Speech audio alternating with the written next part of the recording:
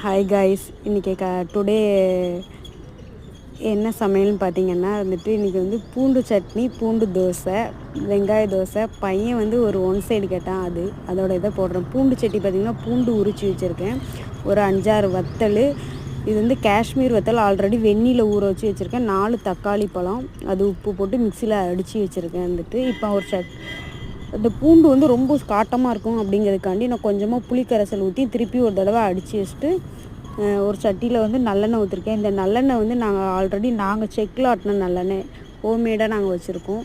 இப்போ கடுகு உளுந்தம் பருப்பு போட்டு கருவேப்பிலை நீங்கள் போடனா தேவைன்னா போட்டுக்கலாம். நான் போட மாட்டேன்.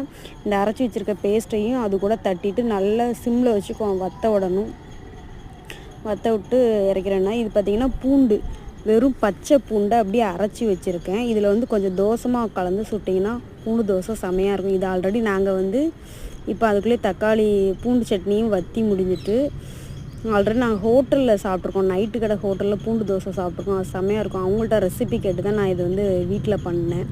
சரி, ஒரு ஆனியன் தோசை போடுவோம் அப்படின்னு சொல்லிட்டு நல்லா ரவுண்டாக ஆனியன் தோசை போட்டு கல் தோசை ஆனியன் மாதிரி போட்டிருக்கேன். லைட்டாக ஊற்றலை பூண்டு தோசைக்கு எப்படின்னா மாவு கலந்து வச்சுட்டு நீங்கள் நைஸாகவும் ஊற்றிக்கலாம், இல்லை கல் தோசை மாதிரியும் ஊற்றிக்கலாம். இப்போ என் பையன் நைஸாக கேட்டான், அதனால் நான் அவனுக்கு நைஸாகவே ஊற்றியிருக்கேன். இதில் சாம்பார், சாதா பருப்பு சாம்பார், தக்காளி சாம்பார்லாம் வச்சு சாப்பிட்றதுக்கு அப்படி செமையாக இருக்கும். நீங்களுமே ட்ரை பண்ணி பாருங்கள், நல்லாயிருக்கும்.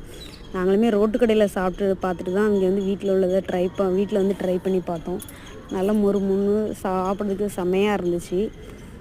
அதுக்கப்புறம் என்ன பார்த்திங்கன்னா, லாஸ்ட்டாக எனக்கு ஒரே ஒரு ஒன் சைடு மட்டும் போட்டுக்கூடாமா அப்படின்னு சொன்னான்.